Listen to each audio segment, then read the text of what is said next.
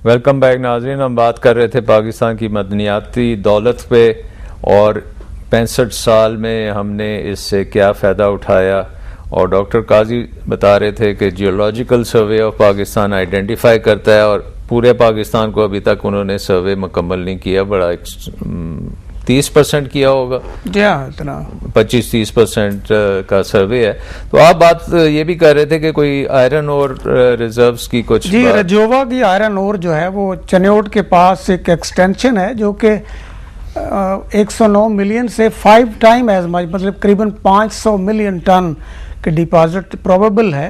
अच्छा, उस पे आप मजीद काम जो है ड्रिलिंग वो बड़ा ये जरूरी कोई पहाड़ी एरिया में है या ये क्या? ये असल में पहाड़ी एरिया मिक्स है, यानी एलुवियम भी है, मिट्टी के नीचे भी है। ठीक और कुछ कहीं की पहाड़ी, जैसे वही एक्सटेंशन जो फिर सांगला हिल तक चली जाती है। अच्छा, तो इससे वही एक्सटेंशन है। तो इसलिए मेरी गुजारिश ये है कि किसी भी इन्वेस्टर को लेओर करने के लिए या अट्रैक्ट करने के लिए ज़रूरी है कि हमें बुनियादी जो डेटा जो है वो मौजूद हो। वो एक किताब होनी चाहिए जिसमें पाकिस्तान की तमाम डेटा जो है, बेसिक डेटा होना चाहिए। तो मतलब वो अभी तक क्यों नहीं वो बनी? उसमें जी बहुत सी चीज़ें हैं। एक तो ये है कि हमें एग्जैक्ट असेसमेंट हो कि हमारे पास कितना मिनरल पोटेंशियल कहाँ है, माइनेबल उसमें कितना है, उसका ग्रेड क्या है। तो ये जीएसपी नहीं करना है? नहीं, जीएसपी ने नहीं करना, ये पंचमिन या दूसरे जो मतलब रीजनल ऑर्गेनाइजेशन ये उनका सब्जेक्ट है, ये वो करेंगे। ये तो वो तो करेंगे। कभी नहीं करेंगे, उनको तो परवाह ही नहीं है इस चीजों की। जी हाँ, क्योंकि है उसमें कैपेसिटी है, उनमें कैपेसिटी तो जी क्योंकि फंडिंग उनकी प्रोविंशियल गवर्नमेंट से होती है। तो इसलिए unless and until initial expenditure वो करें, बाकी का खर्चा जो है वो तो इन्वेस्टर तभी करेगा ना। एक्सपेंसिव काम नहीं होगा। It is expensive. माइनिंग कोई सस्ता काम तो है नहीं। तो आपको तो बहुत, तो ये बजट में से देना पड़ेगा इनको पैसा। बजट में देना पड़ेगा, या फिर ये है कि बुनियादी जो डेटा है उसकी बुनियाद पे कोई फॉरेन अगर इन्वेस्टर इंटरेस्टेड हो तो उसको कितना खर्चा आ जाता है? लेट्स से अगर ये जैसे आपने कहा है कि रजोया का आयरन ओर जो है इसको एस्टेब्लिश करने के लिए 5-10 मिलियन डॉलर चाहिए या इससे ज्यादा चाहिए? मेरे ख्याल इनिशियल एक्सपेंडिचर जो है वो तो इसी अबाउट 20 मिलियन डॉलर जो है वो उसके लिए काफी होगा। अच्छा, इनिशियल ड्रिल डेटा के लिए, एवेल्युएशन के लिए। ठीक ठीक। उसके बाद माइन डेवलपमेंट के फिर आगे सब्जेक्ट है वो आगे तो ये इसकी बकायदा PC1 वगैरह बनेगी और ये सारा कुछ होगा। जी हाँ, ये जरूरी है उसके लिए। ठीक ठीक ठीक। तो फरीद, आप का सारी उम्र गुजर गई इसी एरिया में काम करते हुए, आप आर्टिकल्स भी लिखते हैं। Are you kind of disappointed with the performance in this area, और are you really think it's pathetic, या क्या what are the reasons for this performance? देखिए जी, मैंने तो क्योंकि I have been on both sides, I worked in the US mining industry also, फिर यहाँ भी काम किया, बल्कि Saindak was my first project in Pakistan when I came here. हमारे यहाँ जिस तरह काजी साहब ने कहा, एक तो लैक ऑफ प्लानिंग है टोटल। दूसरा ये है कि वी कांट पुट, यार ये मुझे वर्ड जो है ना, लैक ऑफ प्लानिंग, ये मतलब कि हवा में तो नहीं होनी प्लानिंग, कोई गेम प्लान ही नहीं है। नहीं तो गेम प्लान भी तो किसी ने तो बनाना है ना। सो फिर यहाँ तो आप कहेंगे जी लैक ऑफ ऑर्गेनाइजेशन, वो भी है, बिल्कुल सही है। तो कोई मतलब जिसका काम है प्लानिंग करना, वो अदारे एग्जिस्ट करते हैं या नहीं करते? देखिए जी, वो अब मैं एग्जांपल आपको दूं कि 7 टेक्निकल मिनिस्ट्रीज हैं। हाँ, कई दफा रेजोल्यूशंस पास हुए हैं कि इनके सेक्रेटरीज टेक्निकल लोगों को होना चाहिए। आप नॉन टेक्निकल लोगों को सेक्रेटरीज लगा देते हैं, साइंस एंड टेक्नोलॉजी का, मिनरल नेचुरल रिसोर्सेज का, वाटर एंड पावर का। नहीं, but if they are good managers they should be able to get the results. No, that is true, but that we have not seen those results in 65 years. That means something is seriously lacking. जो bureaucracy है, इसका role आज से कोई 20-30 साल पहले खत्म हो गया था। Now you need technocrats for technical ministries, people who know management and people who understand. So you think a Ministry of Petroleum and Natural Resources, Science and Technology, 7 ministries हैं जी, चलो, technical. The parent ministry is Ministry of Petroleum and Natural Resources. Is it adequately, manned, this ministry? not by the professionals that So there are no required. professionals there. Not to that extent. उसमें जी profession भी दो किस्म के हैं, मैं थोड़ा explain आपको ये कर दूं।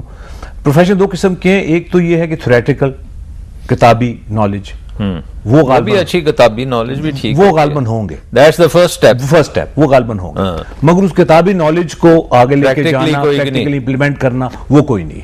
तो we can't put the pieces together. Saindak में भी यही हुआ, थारकोल में भी हम यही देख रहे हैं। तो ये स्ट्रक्चर ही गलत है आपके ख्याल में? नहीं, जिस तरह मैंने कहा ना, बिकॉज मिनिस्ट्री को क्या होना चाहिए? I mean should there be technical institute within the ministry और technical department within the ministry जिसको आप ये काम दें, या जब वो मेरा मतलब जो ड्राइवर्स नहीं है, जो विजन नहीं है, गेम प्लान बनाने वाले नहीं है, पीपल डोंट अंडरस्टैंड कि अब आपने एक्सप्लोरेशन कर ली तो आप डेवलपमेंट नहीं करते। हर नेचुरल इस वक्त पाकिस्तान का कौन है minister of natural petroleum and natural petroleum के पहले तो वो अपने थे कमर साहब थे, अब मेरे ख्याल में पेट्रोलियम और नेचुरल रिसोर्सेज के मेरा ख्याल है अपना जो गुजरात के हैं, क्या नाम है उनका, वो तो मुख्तार साहब, वो तो water and power water power.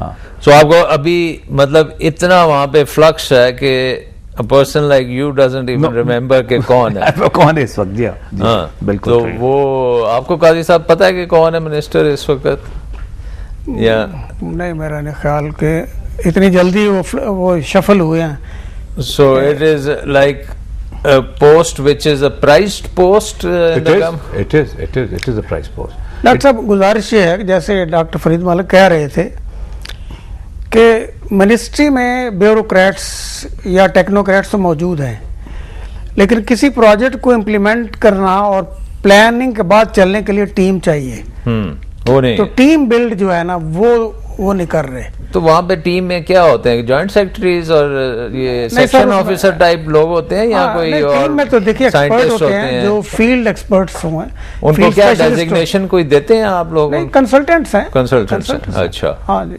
वो टेम्परेरी एक टीम बनती है, जब वो काम होता है तो टीम डिसबैंड हो जाती है, जैसे जापान या दूसरे मुल्कों में होता है। तो यहाँ पे नहीं है वो कॉन्सेप्ट चाहिए ना। वो चाहते हैं कि सब कुछ हम ही कर लेंगे या बाहर से मंगवा लेंगे कोई अलामा, तो वो सारा कुछ हमारे कर चलें, ये प्लानिंग का तो एक हो गया। उसके बाद अगर लेट से अब आप सेंटर का आपने कहा, वो तो प्लान तो हो गया जी, वो फिर बन भी गया। फिर कैसे बन गया? वो इस तरह बना कि चाइनीज के साथ साइन किया गया कि वो एक टर्न की बेसिस पे वो प्लांट। अच्छा, इतना डेटा था कि Chinese could actually come and उसी डेटा को उन्होंने एक्सेप्ट किया या उन्होंने फर्दर काम किया? अपना भी किया और वेरीफाई करते हैं, क्योंकि उन्होंने किया, उनकी भी इन्वेस्टमेंट थी, सब कुछ था। वहां जो इशू था वो थर्ड स्टेज थी। देखें ना, पहले जिस तरह आप एक्सप्लोर करते हैं, आपने डिपॉजिट एक्सप्लोर किया, फिर उसको आप कोई पायलट लेवल तक डेवलप करते हैं कि वो माइनेबल है, कमर्शियली वायबल है। सेंडक को किसने डेवलप किया? ये रिसोर्स डेवलपमेंट कॉर्पोरेशन एक अदारा बना था 70s में। अच्छा। और उन्होंने बड़ा अच्छा काम किया और वो बड़ा प्रोफेशनली मैनेज था। डॉक्टर बिलग्रामी उसके हेड थे, वो मेटलर्जिस्ट, और बड़ा अच्छा उन्होंने काम किया। कराची बेस्ड था वो अदारा, और उन्होंने इसको संदक के प्रोजेक्ट को मतलब वो वहां से माइन करके उन्होंने एक्चुअली उसको प्रोसेस किया जी हाँ। और वो प्लांट कहाँ लगाया उन्होंने? संदक में लगा। संदक में ही वो उन्होंने टेस्ट पायलट किया। नहीं, टेस्ट पायलट असल में मुझसे बाहर हुआ था। नहीं, कुछ वहाँ कुछ PCSIR में हुआ था। PCSIR। सो वो हुकूमत के पास अदारे थे जिसमें उन्होंने उसको कर लिया कि ये बन सकता है, कमर्शियली वायबल। चाइनीज ने वो एक्सेप्ट कर लिया आपके रिजल्ट्स। जी हाँ, और फिर चाइनीज ने उसको एक पूरा मैन्युफैक्चरिंग प्लांट, वो थर्ड स्टेज है, वो उन्होंने मैन्युफैक्चरिंग। उसमें पाकिस्तानियों का कोई इन्वॉल्वमेंट थी? उसमें पाकिस्तान की इन्वॉल्वमेंट थी, मगर सही तरीके से नहीं थी। क्या मतलब? मतलब ये है कि जो अब रिसर्च एंड डेवलपमेंट के लोग हैं, वो लैब तक या पायलट प्लांट तक तो ऑपरेट कर सकते हैं, मगर जब आप एक कमर्शियल वेंचर पे जाते हैं तो वो कमर्शियली उसको चलाना, उसकी मैनेजमेंट को अंडरस्टैंड करना, वो तो पाकिस्तान में है ही नहीं थी। वो दैट वाज नॉट अवेलेबल। तो वो फिर जब मैंने as a consultant, that was my first project. नहीं, but did we recruit some youngsters and attach them to the Chinese? जी हाँ, वो किए हुए थे, मगर वो टेक्निकल बैकग्राउंड के लोगों को किया था। टेक्निकल मैनेजेरियल बैकग्राउंड के लोगों को रिक्रूट नहीं किया था प्रॉपर्ली। अच्छा, ये वहाँ इशू हुआ, और वो उनको वो गलत फहमी ये थी कि जी यहाँ चैलेंजेस टेक्निकल। और सेंडक का जो let's say who was the driving force of Saindak? I think उस वक्त तो ये भुट्टो साहब ने इसको He drive was personally driving it. Initially, yes he was. तो उससे तो पूरे मुल्क के रिसोर्सेज उधर फोकस हो गए होंगे। जी हाँ, जुल्फिकार अली भुट्टो साहब थे इसके पीछे, और फिर उन्होंने बेनजीर ने उसको कंटिन्यू किया। I think that was the driving अच्छा, फोर्स देयर। ठीक है। वहां मैनेजमेंट फेलियर था, फिर नहीं, इवेंचुअली बट सैंडक तो actually was a failed project. जब चाइनीज के साथ आपने किया तो जी। Chinese was supposed to run it और they were supposed to run it, set it up and hand it over. 90 days overlap करके हाँ। उन्होंने हमें हैंड तो 90 दिन चलाना था और आपके वाले हमारे करना करना था। तो आप लोग पूरे तैयार थे उसको लेने के। वो कमजोरी थी उसमें, अच्छा, उस तैयारी में कमजोरी थी हाँ। जो आइडेंटिफाई भी की गई, जो मैंने खुद पर्सनली आइडेंटिफाई की कमजोरियां, हाँ, ताकि हमारी टीम तैयार होकर उसको चलाती। हाँ। मगर अनफॉर्चुनेटली वही बात थी कि वो जो ब्यूरोक्रेट्स इस्लामाबाद में थे, उन्होंने अब माइनिंग का प्लांट तो नहीं चलाना नहीं था। मगर वो उनको अंडरस्टैंड कर, वो जो फ्रेमवर्क था अंडरस्टैंड करना चाहिए था। हाँ। वो तैयारी अंडरस्टैंड करनी चाहिए थी। हाँ। जो मैं को 7-8 साल इस पे, और मैंने लिखना भी उसी पे शुरू किया। That was when I started writing in the newspapers. अच्छा अच्छा, कि ये तो वो काम नहीं चला। वो नहीं चला। और दूसरी कितनी देर में बंद हो गया? वो जी कोई तकरीबन 6 महीने से 1 साल तक वो थोड़ा वो हुआ। फिर और फाइनली कितने इन्वेस्टमेंट कितनी पाकिस्तान की? 14.5 बिलियन रुपए इन्वेस्ट हमारे। मतलब ऑलमोस्ट $500 बिलियन। जी हाँ, जी हाँ, वो आप इन्वेस्ट कर, हुकूमत पाकिस्तान ने वहां पे अपने बजट में से लगा जी हाँ, बिल्कुल लगा दी वो। और वो 6 महीने में फ्लॉप हो वो गया। वो फिर उन्होंने चाइनीज से नेगोशिएट किया, चाइनीज की, और उसकी मेन रीजन थी कि we were not technically, no managerially not ready. You could run the plant. Oh yes, technical तो मसले कोई नहीं थे। ये तो समझने की चीज थी उसमें कि हमने टेक्निकल, मतलब आपके इंजीनियर्स ठीक थे, आपके मैनेजर्स गलत। मैनेजरियल फ्रेमवर्क नहीं था to run commercial operation of that size. क्या उसमें कमजोरी क्या थी? उसमें जी आप जब आपको मतलब आपने कहा बिलग्रामी साहब, wasn't Bilgrami solid man? No, Bilgrami technically very solid man. He was Bilgrami साहब तो रिटायर कर दिया था ना। अच्छा, वो भी रिटायर भी हो गए थे जी, बिल्कुल। But not with in that 90 day. नहीं, उससे पहले रिटायर हो चुके थे। चलने से पहले चलने से पहले रिटायर। अच्छा अच्छा अच्छा अच्छा। वो रिटायर हो चुके थे। फिर उन्होंने उनकी जगह किसको लगाया? एक नॉन टेक्निकल एक थे वहाँ पे बजंजो साहब। वो नॉन उनकी एक्सपर्टीज थी कोई चलाने? नहीं, वो बिल्कुल नहीं। वो सिर्फ प्रोजेक्ट डायरेक्टर या मैनेजर थे। प्रोजेक्ट डायरेक्टर भी वहीं बलोच थे एक साथ। अच्छा, एक छोटी सी ब्रेक लेंगे, फिर यहाँ से ही शुरू करते हैं। Will take a short break and then will start from here.